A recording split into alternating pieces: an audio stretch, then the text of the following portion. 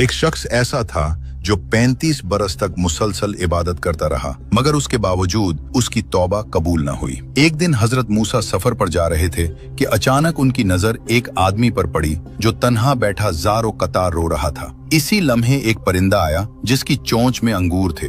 उसने वो अंगूर उस आदमी के सामने रखे और फिर उड़ गया।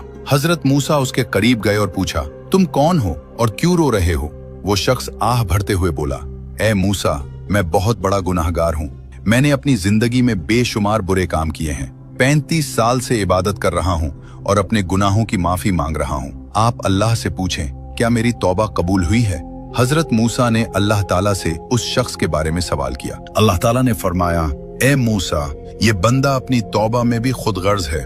उसने कभी अपने सिवा किसी का ख्याल नहीं किया। यहाँ तक कि वो परिंदा जो रोज उसके लिए फल लाता है, उसके बारे में भी उसने कभी न सोचा कि उसने खुद कुछ खाया या नहीं। इसी वजह से उसकी तौबा कबूल नहीं हुई। जब हजरत मूसा ने यह पैगाम उस आदमी को सुनाया तो वो खामोश हो गया। फिर बोला, ए मूसा, अल्लाह से ये भी पूछें कि जो 35 साल मैंने इबादत की है, क्या उसका कोई अजर मिलेगा? अल्लाह ताला ने फरमाया, उसे बता दो कि उसे एक दुआ मांगने का हक दिया गया है, मगर वो माफी के सिवा कुछ भी मांग सकता है। हजरत मूसा ने ये बात उस आदमी को बताई। वो कुछ देर गहरी सोच में रहा, फिर बोला, ए मूसा, अपने रब से कह दीजिए कि मुझे इतना बड़ा कर दे कि जब मैं जहन्नम में जाऊं तो इतनी जगह घेर लूं कि किसी और के लिए वहां जगह न बचे।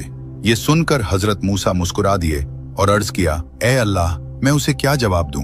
अल्लाह ताला ने फरमाया, ए मूसा, अब तक इसे मेरे एक परिंदे की भी फिक्र न थी, मगर आज पहली बार उसने अपने सिवा दूसरों के लिए सोचा है। जाकर उसे कह दो कि मैंने उसके तमाम गुनाह माफ कर दिए।